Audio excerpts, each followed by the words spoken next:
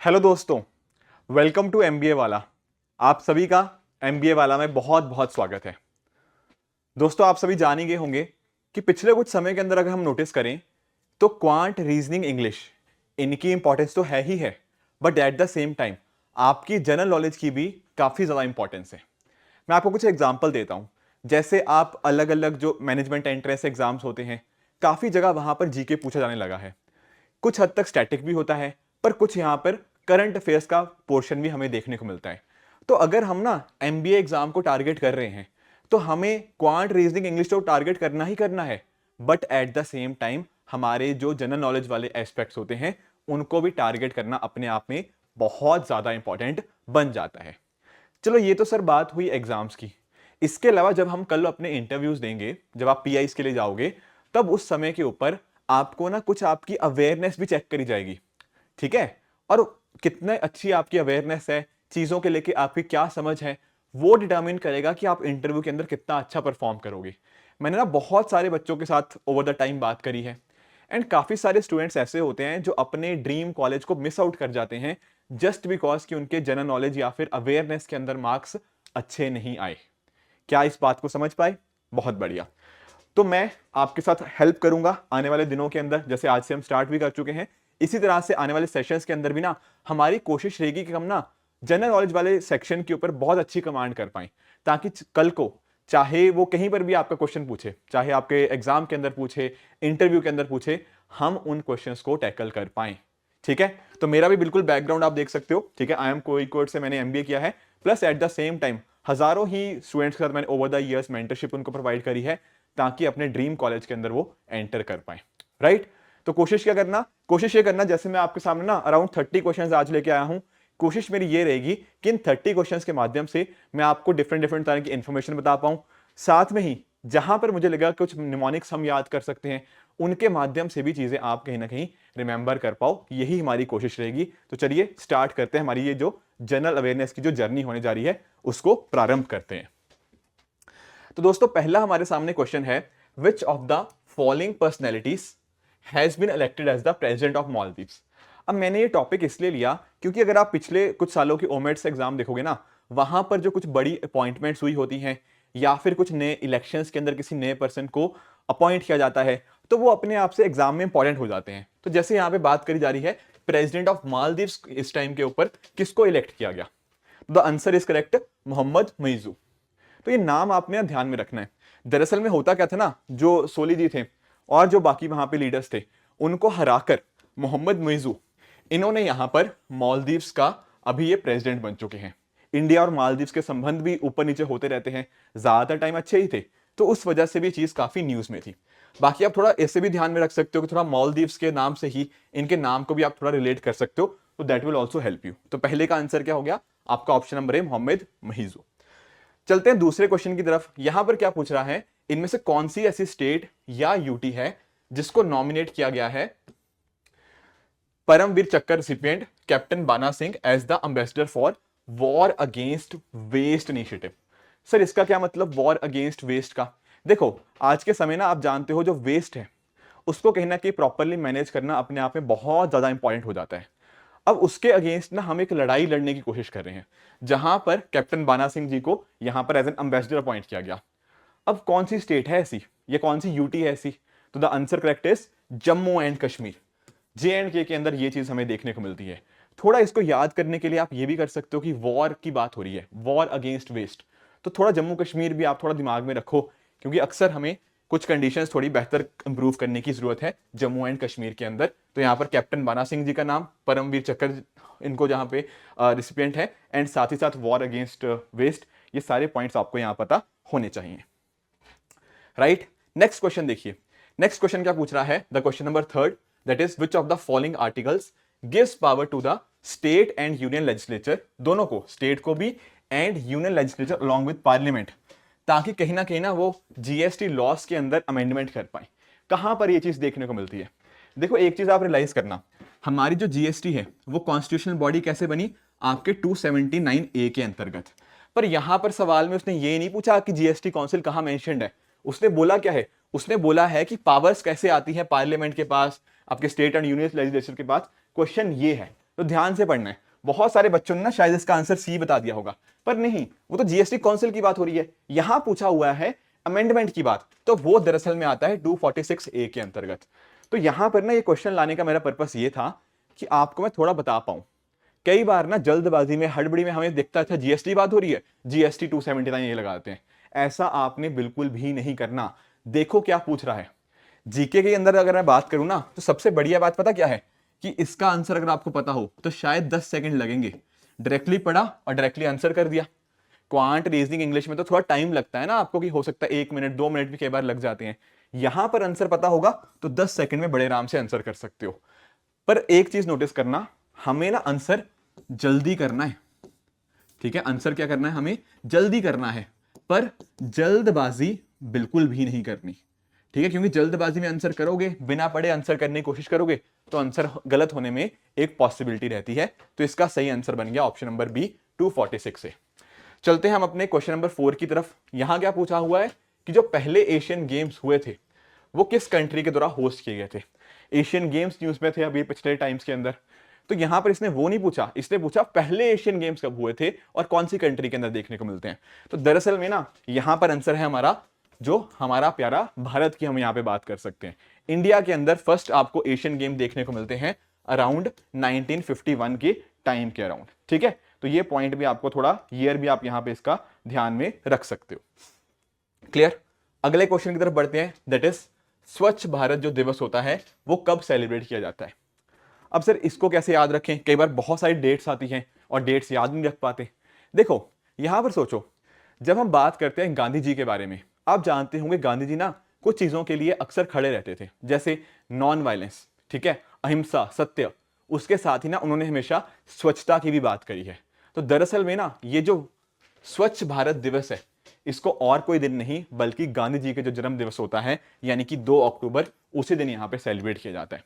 आप लोगों ने ना ये भी देखा होगा हमारे प्रधानमंत्री जी के द्वारा 2 अक्टूबर 2014 को एक मिशन स्टार्ट किया गया कि हमने अपने देश को स्वच्छ बनाना है। उसी चीज को कहीं ना कहीं इंप्लीमेंट करने के लिए यहां पर हम हर साल 2 अक्टूबर को स्वच्छ भारत दिवस के रूप के सेलिब्रेट करते हैं। आगे चलते हैं, अगला सवाल क्या है, अगला सवाल कौन सा है आपका, क्वेश्चन नंबर आपका 6 हो जाएगा। क्वेश्चन नंबर 6 के अंदर क्या पूछा हुआ है, क्वेश्चन नंबर 6 के अंदर पूछ रहा है कि जो फिजिक्स के अंदर आपका नोबेल प्राइज देखने को मिला, ये किस चीज के अंदर हमें देखने को मिला, या फिर किन पर्संस को यहां पे अवार्ड किया गया नोबेल प्राइज के अंदर। अब देखो जब हम बात करते हैं नोबेल प्राइज की, तो आप जानते होंगे यहां पर अलग अलग कैटेगरीज देखने को मिलती हैं। आपका फिजिक्स, आपका केमिस्ट्री हो गया, ठीक है, आपका मेडिसिन आपको देखने को मिलता है, आपका पीस प्राइज हो गया, इकोनॉमिक्स के अंदर आपको देखने को मिलता है, एंड आखिरी आपका लिटरेचर। तो ये 6 नाम भी ना आप ध्यान में रख सकते हो। क्या बात बोली मैंने, 6। एक तो हो गया आपका फिजिक्स, उसके अलावा आपका केमिस्ट्री, ध्यान रखना मैथमेटिक्स नहीं है यहां पे। तो तीसरी का क्या है आपका, आपका जो हो गया मेडिसिन आप कह सकते हो। चौथा आपका जो पीस प्राइज आप कह सकते हो। पांचवा आपका इकोनॉमिक्स, और छठा आपका लिटरेचर। ये 6 की 6 कैटेगरीज पता होनी चाहिए। कल को ऑप्शन में दे देगा, एक जगह मैथ्स लिखा होगा, तो ध्यान रखना maths is not a Nobel prize, maths के लिए नोबेल प्राइज नहीं दिया जाता। तो यहां पर पूछा किसका है, उसने हमसे फिजिक्स का पूछा है। ये थोड़ा सा फैक्चुअल क्वेश्चन है बट इंपॉर्टेंट है यहां पे पढ़ना। तो यहां पर इसका सही आंसर क्या बनेगा, ऑप्शन नंबर ए यहां पे सही आंसर बन जाएगा। पेरे अगस्तनी हो गए, ठीक है, ये बहुत एन ह्यूलियर हो गया, एंड फॉरेन स्ट्रॉस, इनको यहां पे 3 पर्सन को यहां पे फिजिक्स के अंदर दिया गया है। अब आपके दिमाग में आएगा सर इनको दिया क्यों गया, क्या कर दिया इन्होंने ऐसा। इन्होंने दरअसल बात करी एटो सेकंड की। समझना ये एटो सेकंड, जस्ट एक छोटा सा ब्रीफ में आपको बता देता हूं एटो सेकंड होता क्या है। जब हम बात करते हैं ना कि जैसे मान लो कोई मूवमेंट होती है तो ये सेकंड्स में हो रही है, पर जब हम बात करते हैं एटम के अंदर की, प्रोटॉन, न्यूट्रॉन, इलेक्ट्रॉन, इन सब की बात करते हैं ना, बड़ी तेजी से मूव करते हैं, ठीक है। तो उनको ऑब्जर्व करना बहुत मुश्किल होता है। तो यहां पर ना इन्होंने जाके क्या किया, इन्होंने इतनी स्पीड के अंदर जो 10⁻⁻18, ठीक है, एक सेकंड आप जानते हो कितना छोटा होता है, उसकी 10⁻⁻18 सेकंड के ऊपर जाके इन्होंने काम किया। तो इस इंपॉर्टेंट काम के लिए इनको यहां पे फिजिक्स का नोबेल प्राइज यहां पे मिला है, राइट। आगे चलते हैं क्वेश्चन नंबर 7 की तरफ। 7 क्या पूछ रहा है, यहां पूछ रहा है कि इंडिया और कौन सी कंट्री के बीच में रिसेंटली जो 11th एडिशन था उनकी annual joint military exercise that is Sampriti, जो कि मेघालय के अंदर हुई, ये कौन सी कंट्री के साथ इंडिया मिलकर करता है। देखो ये एक्सरसाइज वगैरह भी इंपॉर्टेंट होती हैं, तो यहां पर सही आंसर आपका बनेगा दैट इज बांग्लादेश। ठीक है, इंडिया और बांग्लादेश मिलकर इस तरह की एक्सरसाइज करते हैं जिसका नाम क्या है, संप्रीति। नाम ध्यान में रखना है, कुछ लोग ना बहुत अलग अलग एग्जांपल्स लेके रिवाइज करने की कोशिश करते हैं, निमोनिक्स बना लो। ठीक है, मैं आपको एग्जांपल देता हूं। एक मेरा फ्रेंड था, उसने इस तरह से याद रखा था कि एक सैम एक लड़का है इंडिया से, वो एक लड़की से प्यार करता है प्रीति, जो कि आपकी बांग्लादेश के अंदर रहती है। तो इस तरह से भी आप भी अपनी तरफ से ना कुछ स्टोरीज बना सकते हो। ये स्टोरीज जो होगी ना आपको हेल्प करेगी लंबे टाइम तक चीजें रिकॉल करने के लिए। तो संप्रीति किसके बीच में हुआ, इंडिया और बांग्लादेश के बीच में। आगे चलते हैं, आगे पूछ रहा है कि रिसेंटली एक रिपोर्ट आई जिसका नाम क्या था, methane emission in livestock and rice system, sources quantification and mitigation and matrix. ये पर्टिकुलर जो रिपोर्ट है किस ऑर्गेनाइजेशन या किसी एंटिटी ने इसको पब्लिश किया है। तो देखो आप एक बार नोटिस करो, 4 एग्जांपल्स हैं, United Nations, World Economic Forum, World Bank and Food and Agriculture Organization. कई बार ना यहाँ पे लॉजिक काफी काम आ जाता है। लॉजिकली आप खुद सोचो, मीथेन एमिशंस की हम बात कर रहे हैं लाइव स्टॉक के अंदर और राइस सिस्टम के अंदर, तो कहीं ना कहीं हम एग्रीकल्चर से लिंक्ड वाले मुद्दे यहाँ पे डिस्कस कर रहे हैं। बिल्कुल ठीक बात है। तो इसका करेक्ट आंसर क्या है, FAO। ठीक है, फूड एंड एग्रीकल्चर ऑर्गेनाइजेशन, इसके द्वारा ये जो पर्टिकुलर रिपोर्ट है methane emissions in livestock and rice system, ये इसके द्वारा यहां पे बताई गई है। क्लियर हुआ? ठीक है, आगे चलते हैं। क्वेश्चन नंबर हमारा आ गया, क्वेश्चन नंबर 9। यहां क्या पूछ रहा है, यह पूछ रहा है कि जो MS स्वामीनाथन जी थे, अभी रिसेंटली उनकी डेथ हुई हमें देखने को मिली 98 ईयर्स के अंदर। तो ये किस पर्टिकुलर रेवोल्यूशन के साथ लिंक थे? देखो आप याद करो 1960s का टाइम, ठीक है, 1960 के आसपास, जब 1965 के आसपास हम बात करते हैं, उस समय ना भारत के हालात काफी कुछ इश्यूज थे उनके अंदर। जैसे फॉर एग्जांपल हमारा इंडिया और चाइना की लड़ाई होके हटी थी, plus at the same time India के पास ना कुछ ज्यादा चावल हो गया, वीट हो गया, इसकी काफी एक मेजर कमी देखने को मिलती है। एंड उसी वजह से यहां पर क्या होता है, आप जानते हो हमारे जो लाल बहादुर शास्त्री जी हैं, वो जय जवान जय किसान का नारा यहां पर देते हैं। अब जब इन्होंने ये बात नारा दिया, कहीं ना कहीं वहां से स्टार्ट होती है कि हम ना आने वाले समय के अंदर एक क्रांति चाहते हैं। किस तरह की क्रांति? फूड के क्षेत्र के अंदर क्रांति। और इसी वजह से स्टार्ट होता है ग्रीन रेवोल्यूशन। तो दरअसल में ना जो ग्रीन रेवोल्यूशन आप जानते हो, जिसमें आपने सीड्स अच्छे यूज किए, जिनको आप हाई यील्डिंग वैरायटी सीड्स बोलते हो, इसके अलावा आपने फर्टिलाइजर्स हो गया, अच्छा पानी हो गया, मतलब पानी का प्रॉपर फ्लो हो गया, सिंचाई की प्रॉपर योजनाएं हो गया, वो सब चीजें जो होती है ना, उसी को बोलते हैं ग्रीन रेवोल्यूशन। और इसी के ना ग्रीन रेवोल्यूशन को इंडिया के अंदर कौन लेकर आया? तो वो डॉक्टर MS स्वामीनाथन जी ही थे। इसी वजह से इनको क्या बोला जाता है, father of green revolution in India. तो ये पर्टिकुलर पर्सनैलिटी आपको डेफिनेटली इनके बारे में पता होना चाहिए। तो इनका आंसर क्या बन जाएगा आपका, ग्रीन रेवोल्यूशन इसका सही आंसर बन जाएगा। आगे चलते हैं, नेक्स्ट क्वेश्चन है आपका क्वेश्चन नंबर 10, जहां पूछा क्या गया है, पूछ रहा है recently which of the following countries has inaugurated south east Asia का फर्स्ट हाई स्पीड रेलवे, जिसका नाम है वूश। क्या नाम है? Whoosh, WHOOSH। तो कौन सी कंट्री है आपकी यहां पे जिसने ये चीज करी है? तो करेक्ट आंसर आपका क्या बनेगा? करेक्ट आंसर हो जाएगा यहां पे आपका इंडोनेशिया। इंडोनेशिया आपकी साउथ ईस्ट एशिया के अंदर आती हुई ये कंट्री देखने को मिल जाती है, जिसने यहां पर ये पर्टिकुलर हाई स्पीड रेलवे पहली बार यहां पे इनॉग्रेट हुई है। तो इसका करेक्ट आंसर बनेगा इंडोनेशिया। उसी तरह से क्वेश्चन नंबर 11 हमारा आ जाएगा। यहां कह रहा है कि कौन सी ऐसी पर्सनैलिटी है जिसको ऑनर किया गया है with the prestigious global Indian award by the Canada India foundation, यानी कि CIF। जो आपका CIF होता है, उसके साथ कौन सी ऐसी पर्सनैलिटी है जिसको ग्लोबल इंडियन अवार्ड यहां पे दिया गया है? तो इसका आपको करेक्ट आंसर बन जाएगी सुधा मूर्ति जी। ठीक है, इन्फोसिस के बारे में आप सभी जानते होंगे, नारायण मूर्ति जी। उसी तरह से सुधा मूर्ति जी के बारे में आप जानते होंगे, अपने आप में बहुत ही इंस्पिरेशनल फिगर है। तो उनको यहां पर कनाडा इंडियन फाउंडेशन के द्वारा ये अवार्ड दिया गया है। नेक्स्ट क्वेश्चन की तरफ चलते हैं, that is government of India has advanced the target for 20% ethanol blending in petrol, also called E22 dash from 2030। अब देखो ये एक फैक्चुअल स्टेटमेंट है, पर मैंने ऐसा अक्सर नोटिस किया है कि जो MBA एंट्रेंस एग्जाम्स होते हैं ना, वहां पर बहुत सारे फैक्चुअल क्वेश्चन भी पूछे जाते हैं। एक्चुअली में आप नोटिस करो, कल को आपको काम कैसे करना होगा, आपको नंबर्स, आपको डेटा के साथ बहुत सारा काम पड़ेगा। तो कहीं ना कहीं नंबर्स डेटा के साथ आप कितने कंफर्टेबल हो ना, यही रीजन चेक करने के लिए मैंने ये क्वेश्चन आपके सामने प्रेजेंट किया है। अब देखो होता क्या है, जैसे हम बात करते हैं अपने कच्चे तेल की, क्रूड ऑयल की बात करते हैं, तो हमें अलग अलग देशों से उस कच्चे तेल को मंगाना पड़ता है।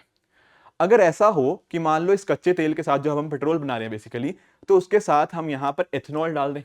एथेनॉल क्या होता है, आपके जैसे शुगर केन का कुछ आपका लेफ्ट ओवर हो गया, इस तरह से उसको डाला जा सकता है। तो हम ना बाहर से जो सामान मंगा रहे हैं, जो इंपोर्ट करवा रहे हैं, उसको कम करने की यहाँ पर कोशिश कर रहे हैं। और पहले हमारा यहाँ पे टारगेट था कि हम इस चीज को 2030 तक अचीव करेंगे, 2030 तक हम 20% ये चीज अचीव करेंगे, जिसको बोलते हैं E20। बट हमने बोला नहीं, 2030 तो बहुत दूर है, 2030 नहीं, हम उससे 5 साल पहले यानी कि 2025 में ही हम इस चीज को अचीव कर लेंगे। तो इस वजह से इसका करेक्ट आंसर क्या बनता है, ऑप्शन नंबर बी 2025। ध्यान रखना 2030 पहले का टारगेट था, अब टारगेट कितना बन गया है आपका, 2025 इसका टारगेट बन गया है। आगे चलते हैं, यहां कह रहा है कि which of the following sustainable goals are lies at the forefront of restructured Saksham anganwadi and पोषण 2.0। देखो यहां पर ना आपको पता होना चाहिए थोड़े सस्टेनेबल डेवलपमेंट गोल्स के बारे में, स्पेशली जब मैं बात करता हूं जैसे हंगर के साथ कौन सा लिंक्ड है, आपका एजुकेशन के साथ कौन सा लिंक्ड है। तो जब जैसे हम बात करते हैं सस्टेनेबल डेवलपमेंट गोल नंबर 2 की, ये आपका डील करता है हंगर के साथ। उसी तरह से तो यहां पर जो बात कर रहा है पोषण, पोषण किसके साथ लिंक करता है, आपका कहीं ना कहीं खाने के साथ यहां पे लिंक करता है। जब हम बात करते हैं आंगनवाड़ी की, तो आंगनवाड़ी कहां पर आता है, आपका एजुकेशन के अंदर, और एजुकेशन कहां दिया हुआ है, आपका एसडीजी नंबर 4 के अंदर। तो बेसिकली 2 वाला है हंगर के साथ यानी कि पोषण के साथ लिंक हो गया। सक्षम आंगनवाड़ी की बात करता हूं तो एजुकेशन के साथ यानी कि सस्टेनेबल डेवलपमेंट गोल 4 के साथ लिंक हो गया। तो सर इसका आंसर क्या बनेगा, आंसर बनेगा दोनों, बोथ ए एंड सी। और वो कहां दिया हुआ है, वो दिया हुआ है ऑप्शन नंबर डी के अंदर। कई बार ना बच्चे यहां पर भी गलती करते हैं कि उनको लगता है यार एसडीजी 2 आ गया, हंगर की बात यहां पे हुई तो हमने हंगर वाला टिक कर दिया, पर नीचे भी तो पढ़ो, ऑप्शन डी भी तो देखो, डी में क्या दे रखा है, बोथ ए एंड सी, दोनों की बात कर रखी है। तो इसलिए आंसर आपका करेक्ट क्या बनेगा, option number D, both A and C will be the correct answer. ठीक है, नेक्स्ट क्वेश्चन की तरफ चलते हैं, दैट इज क्वेश्चन नंबर 14। हमसे पूछ रहा है American author journalist Walter Isaacson, the author of the biography of Elon Musk, जिन्होंने इलॉन मस्क की बायोग्राफी लिखी है, उन्होंने और इसके अलावा किस बिजनेस टाइकून की यहां पे बायोग्राफी लिखी है। ये ऑथर जो न्यूज में होते हैं ना, अपने आप में इंपॉर्टेंट बन जाते हैं। तो इलॉन मस्क भी आप जानते हो, बहुत न्यूज में रहते हैं।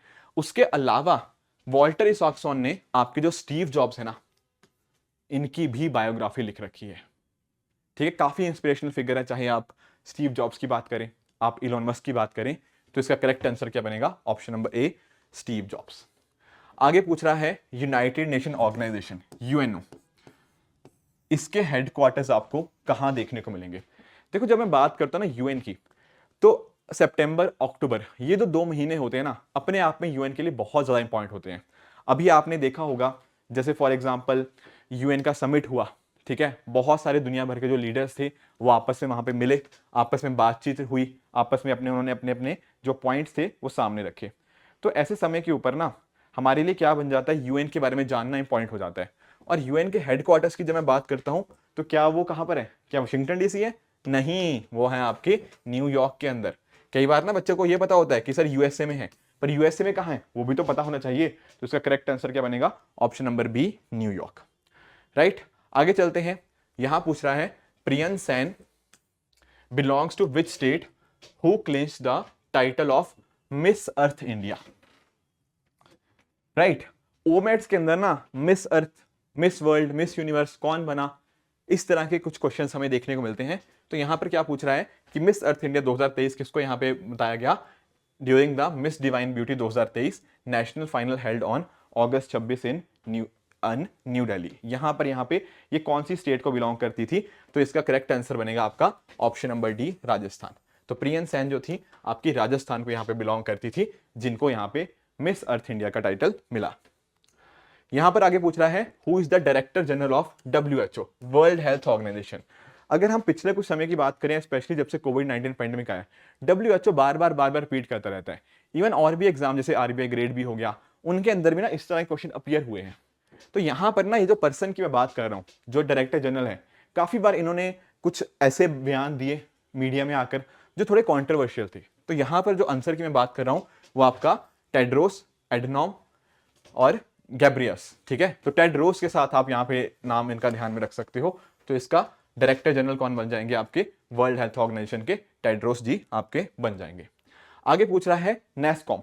नेस्कॉम के यहाँ पे हमें चेयरपर्सन कौन देखने को मिल जाते हैं। जब हम बात करते हैं ना नेस्कॉम की, ठीक है, अपने आप में बहुत इंपॉर्टेंट है, ठीक है। रीजन भी आप नोटिस करो, कल को आप लोग इंडस्ट्री में जाके काम करोगे, ठीक है, तो इंडस्ट्रीज के लिए उनके जो व्यूज को पुट फॉरवर्ड रखने के लिए नेस्कॉम का एक इंपॉर्टेंट रोल रहता है। तो जब मैं बात करता हूँ क्वेश्चन नंबर 18 की, नेस्कॉम के आपको चेयरमैन देखने को मिलते हैं राजेश नाम्बियार। देखो इसी वजह से ना जीके इतनी पॉइंट हो जाती है कि या तो आपको पता है या फिर आपको नहीं पता, बीच में यहाँ पे कुछ स्कोप नहीं है। अगर आपको पता है तो बड़े आराम से आपका मार्क्स बढ़ गया, नहीं पता तो कुछ कर ही नहीं सकते। तो इसलिए ना शायद ऐसा है कि अगर हमने जीके के ऊपर थोड़ा सा टाइम भी इन्वेस्ट कर दिया तो अच्छे खासे ये हमें रिटर्न्स देकर जा सकता है, हमारे मार्क्स को कंसिस्टेंटली एक सर्टेन नंबर से तो डेफिनेटली ये बिल्ड कर ही सकता है। आगे चलते हैं, यहां पूछ रहा है who is the first female president of World Trade Organization. अब यहां पर एक वर्ड आया फर्स्ट। जब भी ना किसी चीज में फर्स्ट आ गया या लास्ट आ गया, इस तरह के जो वर्ड्स होते हैं ये कहीं ना बहुत ज्यादा इंपॉर्टेंट हो जाते हैं। तो जब हम बात करते हैं ना फर्स्ट फीमेल की, ठीक है, तो यहां पर दरअसल में अफ्रीका से यहां पे ये प्रेसिडेंट बनी है वर्ल्ड ट्रेड ऑर्गेनाइजेशन की, जिनका नाम क्या है, जिनका नाम है नगोजी अकोंजो इवेला, ठीक है। तो ये अपने आप में बहुत ही एक मेजर क्षण है, रीजन बीइंग कि ग्लास सीलिंग को इंपैक्ट करते हुए ये महिला इतनी ऊपर तक उठी है। तो डेफिनेटली इसका आंसर ऑप्शन नंबर सी बन जाता है। आगे कह रहा है कौन सी ऐसी कंट्री है, which country will host the next quad leader summit in 2024। देखो जब हम बात करते हैं क्वाड की, तो आप जानते होंगे क्वाड के अंदर टोटल 4 कंट्रीज देखने को मिलती हैं। इवन ये भी आपसे क्वेश्चन पूछ सकता है कि कौन कौन सी कंट्रीज हैं। तो जानते हो आप यहाँ पे आपका इंडिया, इसके अलावा यूएसए, राइट, जापान, और लास्टली आपका चौथी कंट्री जो है दैट इज ऑस्ट्रेलिया। तो चारों कंट्रीज इसकी ये क्वाड की मेंबर्स देखने को मिल जाती हैं। पर क्या यहाँ पे क्वेश्चन ये था कि कौन सी कंट्रीज है, नहीं, उसने पूछा अगला जो समिट होगा 2024 के अंदर वो कौन सी कंट्री होस्ट करेगी, तो वो है आपका प्यारा भारत। 2024 का जो समिट होने जा रहा है अपने आप में बहुत ज्यादा इंपॉर्टेंट होने जा रहा है। इसके अलावा ना आपको 2-3 चीजें और पता होनी चाहिए, जैसे अभी इस साल ना G20 का भी समिट हुआ। बताओ मुझे G20 का समिट कहाँ हुआ? अरे ये भी इंडिया के अंदर ही हुआ, इस साल वाला 2023 की बात कर रहा हूँ, ठीक है। जो 2023 का समिट था नई दिल्ली, इंडिया के अंदर जो नई दिल्ली जो भारत की कैपिटल है, ठीक है, वहां पर हमें समिट देखने को मिला। दुनिया भर के लीडर्स हमें यहाँ पे देखने को मिले, जो बाइडन यहाँ पर आए थे, ठीक है ना, और भी इस तरह के डिफरेंट डिफरेंट लीडर्स हमें यहाँ पे देखने को मिलते हैं, जिसका करेक्ट आंसर बन जाएगा option number A, India. Next चलते हैं, India and the dash have jointly announced the launch of the infrastructure financing bridge during the 12th economic and financial dialogue. जो 12वां हमारा इकोनॉमिक एंड फाइनेंशियल डायलॉग हुआ है, यहां पर इंडिया के साथ कौन सी कंट्री है बताइए? यहां पर इंडिया के साथ आ जाएगी आपकी यूनाइटेड किंगडम। और यूनाइटेड किंगडम के कौन है वहां के? ऋषि सुनक जी के बारे में सब लोग जानते होंगे, तो इसको आप ऋषि सुनक जी के नाम से भी ध्यान में रख सकते हो कि इंडिया और यूके इन दोनों ने मिलकर यहां पे क्या किया है, यहां पर इंफ्रास्ट्रक्चर फाइनेंसिंग ब्रिज को अनाउंस किया है, ताकि कहीं ना देखो अक्सर दिक्कत कहां आती है, पैसे की दिक्कत आ जाती है। जब भी हम कुछ नया क्रिएट करना चाहते हैं, कुछ नया इंफ्रास्ट्रक्चर बनाना चाहते हैं, वहां पैसे की दिक्कत आ जाती है। तो इस तरह की दिक्कतों को हम लेकिन अगेन रिजॉल्व कर पाए, तो इस वजह से इंडिया और यूके साथ में आए हैं। आगे पूछ रहा है prime minister Narendra Modi ji participated in dash edition, कौन सा एडिशन था of ASEAN India summit 2023 held in Jakarta Indonesia. देखो एक चीज आप नोटिस करना, यहां पर ना मैंने आपको इस क्वेश्चन के अंदर ही एडिशनल इंफॉर्मेशन देने की कोशिश की है। रीजन बीइंग, चलो यहां पर मैंने एडिशन पूछ लिया, कल को हो सकता है एग्जाम के अंदर वो पूछे कि इन्होंने पार्टिसिपेट किया था वो कहां पर हेल्ड हुआ, तो आपको ये भी ध्यान में रखना है। तो क्वेश्चन के माध्यम से ही ना हम कहीं ना कहीं एडिशनल इंफॉर्मेशन को भी कवर कर रहे हैं, ताकि कैसा भी क्वेश्चन बने you are able to crack it, ये मेरा फोकस है। तो यहां पर पहली बात तो बताओ कि कहां हुआ ये हुआ आपका जकार्ता इंडोनेशिया के अंदर। और ये कौन सा समिट था? ये हमारा 20th समिट था। तो 20वां समिट हमें देखने को मिलता है भारत और आसियान। आसियान क्या होता है? जहां पर आपकी साउथ ईस्ट एशिया के कंट्रीज हमें देखने को मिलती हैं, उनका एक एसोसिएशन देखने को मिलता है। तो भारत और आसियान के बीच में 20वां ऐसा समिट देखने को मिल जाएगा। आगे चलते हैं, क्वेश्चन नंबर 23 तक हम पहुंच गए हैं। क्या पूछ रहा है? यहां पूछ रहा है कि India has been rank dash in the liberal democracy index 2022 and dash in the electoral democracy index आपका जो 2022 का देखने को मिलता है। देखो यहाँ पे समझना, पिछले कुछ समय से ना अक्सर ऐसा न्यूज़पेपर में देखने को मिलता है कि यार क्या इंडिया में डेमोक्रेसी है या नहीं है। तो हमें ना उन पॉलिटिकल मुद्दों के बीच में नहीं जाना कि क्या चीज़ हो रही है, पर ये जो कुछ इस तरह के इंडेसेस आ रहे हैं ना, ये बार बार न्यूज़ में आते रहते हैं। उसके रिगार्डिंग क्वेश्चंस आने की पॉसिबिलिटी रहती है कि इस डेमोक्रेसी इंडेक्स ने इंडिया के बारे में क्या बोला, इसने क्या बोला, और इनके रैंकिंग हमारे लिए इंपॉर्टेंट हो जाती है। तो जब हम बात करते हैं ना लिबरल डेमोक्रेसी इंडेक्स की, देखो वहां पर तो इंडिया का रैंक है 97, पर जब मैं बात करता हूं इलेक्टोरल डेमोक्रेसी इंडेक्स की, यहां पर थोड़ा सा रैंक हमारा पीछे है, दैट इज 108। तो करेक्ट आंसर कौन बन जाएगा? 97 एंड 108, यानी कि option number D will be the correct answer. आगे चलते हैं। आगे पूछा है इसने कि जो यूनेस्को है, यूनेस्को के हमारे हेडक्वार्टर्स कहाँ देखने को मिलते हैं? Where are the headquarters of United Nation Educational Scientific and Cultural Organization located? तो these are located very easy. तो यूनेस्को के हेडक्वार्टर्स हमें कहाँ देखने को मिल जाएंगे? दोस्तों यूनेस्को के हमें हेडक्वार्टर्स देखने को मिलते हैं पेरिस, फ्रांस के अंदर। तो इस बात को आप बिल्कुल ध्यान में रखिएगा कि पेरिस, फ्रांस के अंदर इसके हेडक्वार्टर्स हमें देखने को मिल जाते हैं। अगला क्वेश्चन है हमारा कि जो ओल्ड पार्लियामेंट बिल्डिंग थी वो कब इनॉग्रेट करी गई? देखो अभी रिसेंटली आप जानते होंगे कि हमारे जो पार्लियामेंटेरियंस हैं उन्होंने ओल्ड पार्लियामेंट से मूव करके नई पार्लियामेंट के अंदर गए हैं।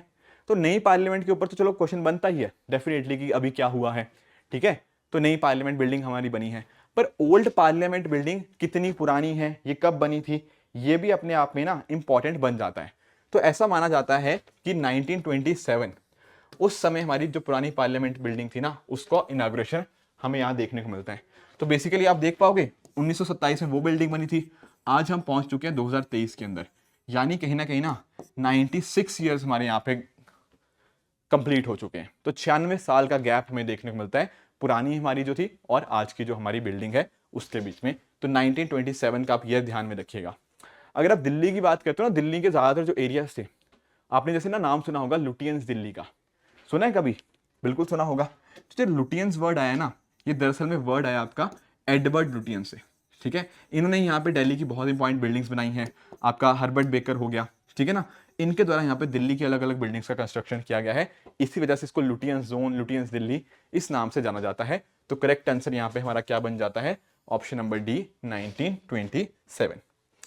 आगे चलते हैं। आगे पूछ रहा है भोगापुरम इंटरनेशनल एयरपोर्ट, ये जो पर्टिकुलर एयरपोर्ट है is being built in which of the following states? एक देखो वर्ड यहां पे आया ग्रीन फील्ड। जब भी हम बात करते हैं ना ग्रीन फील्ड की, ग्रीन फील्ड का अर्थ क्या होता है? जैसे आप लोग देखते हो ना ग्राउंड, ग्राउंड बिल्कुल ग्रीन होती है। ग्रीन मतलब वहां पर कुछ भी नहीं है, अभी तक कुछ भी नहीं बना। तो यहां पर ये बिल्कुल स्टार्टिंग से एयरपोर्ट बन रहा है। क्या नाम है इसका? भोगापुरम। तो कहां पर हमें ये लोकेटेड देखने को मिलेगा? That is in the state of Andhra Pradesh. तो करेक्ट आंसर क्या बना आपका? आंध्र प्रदेश इसका करेक्ट आंसर बन जाएगा। भोगापुरम नाम को आप आंध्र प्रदेश के साथ डेफिनेटली आप रिलेट कीजिएगा। आगे बात कर रहा है union cabinet grants approval to LIGO India to build gravitational wave detectors. काफी साल पहले ना हमारे यहाँ पे ग्रेविटेशनल वेव्स को डिटेक्ट किया गया। उसके अंतर्गत जो हमारा, ठीक है, एल्बर्ट आइंस्टाइन की जो थ्योरीज थी और भी बहुत सारी जो थ्योरीज थी कहीं ना कहीं, राइट, उनको यहाँ पे एक तरह से हमारी मान्यता देखने को मिली। तो साइंस एंड टेक्नोलॉजी की फील्ड के अंदर ना अपने आप में एक बहुत इंपॉर्टेंट इन्वेंशन है ग्रेविटेशनल फील्ड वेव्स के रिगार्डिंग, ग्रेविटेशनल फील्ड नहीं, ग्रेविटेशनल वेव के रिगार्डिंग, ठीक है। तो यहां पर ना अभी क्या हुआ है, यूनियन कैबिनेट ने ना जो एक अप्रूवल दिया है लीगो इंडिया को, ताकि कहीं ना कहीं वो ग्रेविटेशनल वेव डिटेक्टर्स को यहां पर एस्टेब्लिश कर पाए। तो ये कहां पर बन रहा है? ये आपका बन रहा है हिंगोली के अंदर। अब आप लोग मुझे बताओ, हिंगोली जो जगह है ये कहां देखने को मिलती है? ये आपको कौन से स्टेट के अंदर है? Hingoli is in state of Maharashtra, ठीक है। क्या ये बात क्लियर हुई? गुड। नेक्स्ट चलते हैं। That is which of the following organisation has partnered with Deendayal Antyodaya Yojana National Urban Livelihood Mission aimed at empowering women to make well informed career choices in the field of entrepreneurship? पहले तो ये समझो कि आखिर ये scheme क्या है। हमारे पास ना एक मिनिस्ट्री है, ministry of housing and urban affairs. तो ये मिनिस्ट्री के द्वारा अलग अलग स्कीम्स निकलती हैं। बिल्कुल इसी मिनिस्ट्री की एक स्कीम है Deendayal Antyodaya Yojana National Urban Livelihood mission. Urban areas के अंदर जो आपके लोग रहते हैं उनको रोजगार मिल पाए, उसके लिए काम करता है। तो अभी क्या हुआ है, अभी महिलाओं के अंदर एंटरप्रेन्योरशिप की भावना जागे, वो भी एंटरप्रेन्योरशिप की फील्ड के अंदर अच्छा काम करे, उसके अंदर प्रॉपर चॉइसेस मेक करे। इसके लिए यहां पे क्या हुआ है, यहां पर इन्होंने UNDP, United Nation development programme, इनके साथ यहां पर मिलकर क्या किया है, यहां पर हमें इनके साथ पार्टनरशिप इनकी देखने को मिल जाती है। तो यहां पर चलते हैं हम अपने क्वेश्चन नंबर 29 की तरफ। क्वेश्चन नंबर 29 पूछ रहा है फिजियोलॉजी या फिर जो इसको हम मेडिसिन बोलते हैं। याद है वो 6 की 6 कैटेगरीज मैंने आपको पूछा था नोबेल प्राइज के रिगार्डिंग, याद करो।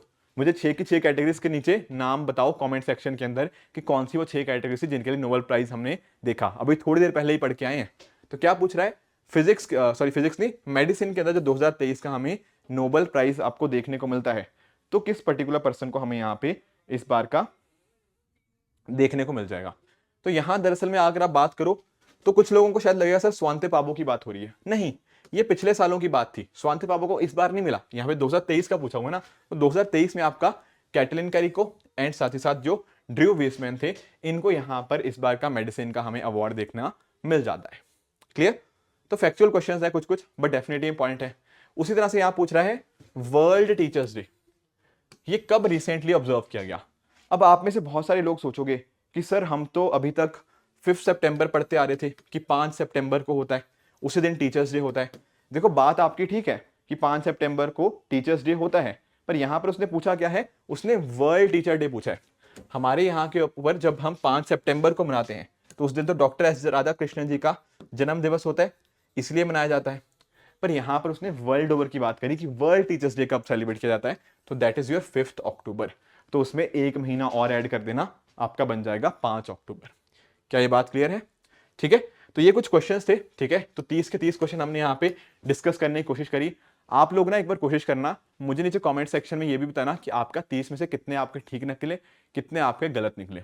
और चिंता की बात बिल्कुल नहीं करनी अगर आपको लगता है कि सर मेरे तो 30 में से काफी कम नंबर आए, कोई डरने वाली बात नहीं है। अभी हमने स्टार्टिंग करी है अपने जीके की, आने वाले सेशंस के अंदर और भी बहुत सारी इन्फॉर्मेशन मैं आपको देता रहूंगा ताकि आपका ना एग्जाम अच्छे से क्लियर हो, ताकि आप इंटरव्यू में अच्छा स्कोर कर पाओ। तो कोशिश यही पूरी हमारी रहेगी, ठीक है ना। तो बिल्कुल भी घबराना नहीं है कि सर मेरे नंबर कम आ रहे हैं, जिनको ज्यादा आ रहे हैं उनको भी ओवर कॉन्फिडेंट बिल्कुल नहीं होना, आपको तैयारी जारी रखनी है। ठीक है, अपनी तैयारी कंसिस्टेंटली करते रहना है।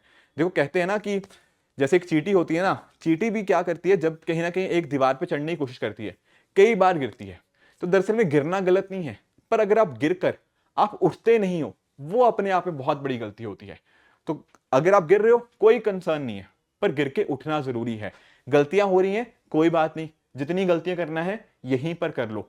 एग्जाम के अंदर कोई गलती नहीं करनी, एग्जाम बहुत अच्छे से देना है। एंड आई एम श्योर कि आप डेफिनेटली आपका जो ड्रीम कॉलेज है ना, वहां के अंदर आपकी एंट्री डेफिनेटली होगी।